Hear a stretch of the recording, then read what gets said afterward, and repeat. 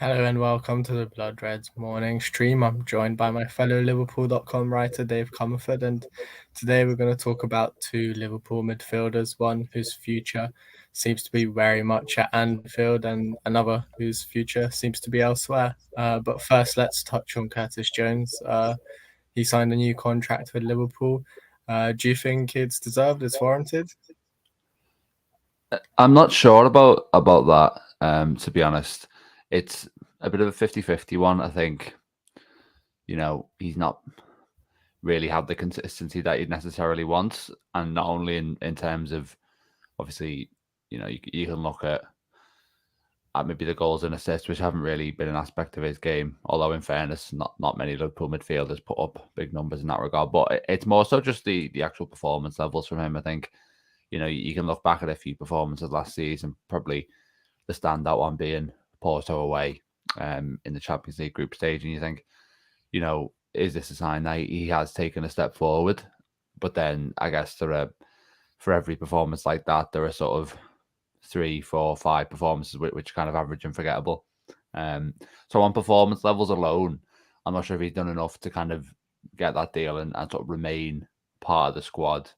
But what it does do is give him that show of faith and hopefully boost his confidence, which could be important to unlocking his best level from him. But part of me thinks, from kind of maybe a cynical point of view, that it's potentially at this stage, based on what we've seen so far, is maybe kind of more business motivated necessarily than being a complete sort of sporting decision. I mean, you wrote an article a while ago about potentially risking Jones and selling him in the transfer market. Do you still stand by that? Yeah, well, it was interesting.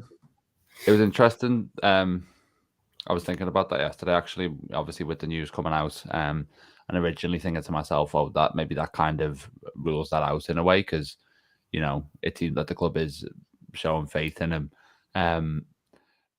I think, first of all, the reason that I suggested that was because if you look at Liverpool's track record when it comes to selling young British talents, they're able to get a lot of money for them usually, obviously with that sort of homegrown benefit.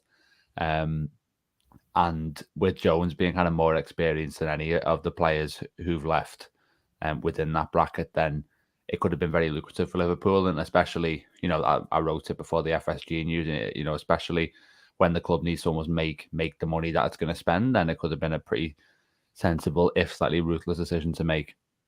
In terms of the repercussions now of this contract, I think we can probably rule out a transfer next year. And part of me thinks that part of the reason for this decision is a bit of continuity in the midfield options, because there could be a lot of turnover there next year with Milner, Oxlade-Chamberlain and Keita all out of contract. So maybe that's kind of part of Liverpool's thinking. But I still don't think we can rule out maybe in 2024, for example, if Jones hasn't made progress, I don't think you can kind of rule out a sale. And when I'm talking about maybe the business side, I think even if he does have, say, 4 years left on his contract at that point, or 3 or 4 years, then, that's not going to rule out a transfer, if anything, that's going to protect his value and allow Liverpool to get a little bit more money for him. So I don't think it necessarily rules it out long term, maybe in the short term. But obviously, in Jones's case, if and he said that himself, and Klopp said it too, if he adds the consistency to his game, then, he can remain part of the first team squad and he can sort of see out that deal.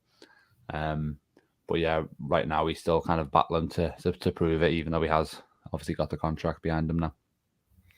I think a lot of this new contract was a sort of investment into the potential, because the potential that he did show at academy level, and you mentioned that Porto game, sometimes he was unplayable when he was playing for Liverpool's under-23 side at the time, and the under-19s as well in the UEFA Youth League. He had some really good games with playing particularly on the left side of midfield with Harvey Elliott on the right. And I do think if he can somehow conjure that sort of those sort of performances, that sort of form, then Liverpool will have one hell of a player in their squad. Yeah, I think another element of this is, Jones obviously being from Liverpool, and that changes the dynamics, I think, in terms of how the fans receive him. They're probably more invested in his success, but sometimes that materializes itself in a way that maybe isn't entirely helpful in terms of the fans getting quite frustrated with him. Audibly at Anfield, being inside the stadium and even watching on television, you can kind of get that sense. And I think it also will probably feed into Liverpool's view of the player. And, if Jones wasn't sort of a local lad, would he have got this contract? Would the club be so sort of all in on him succeeding? Maybe you can make the case that that wouldn't be so, but it's definitely something that a lot of fans will place extra stock in. Is that kind of local heritage, I suppose. And yeah, and now we just have to see whether he justifies the decision. I think it's not necessarily a risk, because I don't think he's going to be on huge wages, and like I said, they can sell him for a decent amount of money, but it's a decision that is kind of maybe not entirely justified by sort of performance levels, and more up to this point and maybe thinking more about what he could become rather than what he is. It's interesting that you mentioned that sort of fan expectation, because I do think a lot of Liverpool supporters expect more from Jones than they should. I mean, he started brilliantly in the first team, scored that winner against Everton, and I think a lot of people were sort of regarded him as the next Steven Gerrard. But the role that he plays for Liverpool for the vast majority of the time has been that midfield box to box role, and in all fairness to him, and not a lot of Liverpool's midfielders get goals from that sort of position. So I think, whereas Liverpool fans maybe would have expected a goal scoring midfielder, he's sort of been fashioned into a more Jordan Henderson, Gini Wijnaldum type midfielder. Yeah, well, I think that's maybe a slight part of the issue is I don't really know what his best kind of role or best responsibility would be in the team. We saw him recently playing it on the left wing again.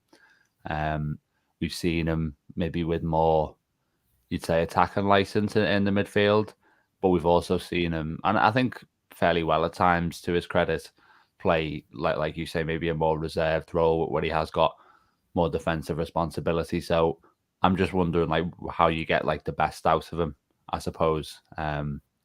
And I think you've got to sort of compare him to someone like Harvey Elliott, who's younger but has almost looks further along in his development. And whether Liverpool have found his best position yet, it is still up in the air. But certainly in terms of his level, he looks to be a step ahead. So that's kind of the reference point for him, and for him to be quite a way behind Elliott in the pecking order should be seen as sort of, he should sort of see that in a positive way and view it as a challenge, and trying to be sort of working his way up to where Elliott's at. But I suppose it's not great for him to sort of find himself behind him. Yeah, I think another element as well, he's been quite unfortunate at times, being injured in pre-season. That hasn't really helped. But also another player's been pretty unfortunate in his entire Liverpool career is Naby Keita, and we're getting loads of comments about Keita. Yesterday there were reports by Goal, and I think several other news outlets as well, that Naby Keita is likely to run out his contract, which expires at the end of the season, and he'll probably leave Liverpool on a free. Do you think that's the best decision for everyone involved, Dave? I'm not surprised at all by it. I think when the season started, it was going to be a case of how much does Keita kind of play, really. It was going to come down to, because I thought they were really promising signs in the second half of last season. I think he played his highest amount of games since the first season he joined. So it was a case of, I think Liverpool didn't really know what they were going to do. And I think if he'd been able to kick on from that and played a decent amount of football, and had only limited injury problems, then I think he might have got a new deal out of it.